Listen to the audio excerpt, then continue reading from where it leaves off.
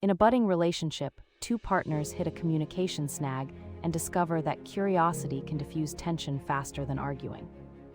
The episode explains active listening and mirroring as tools to show understanding without judgment, turning heat into clarity. It highlights concrete steps: pause, name the feeling, summarize the other's point, then propose a collaborative next move. Psychologists emphasize attachment needs and regulate emotions by breathing, pausing, and giving space for reflection before replying. Viewers leave with a quick 5-minute check-in script to re-anchor trust and keep conversation constructive today.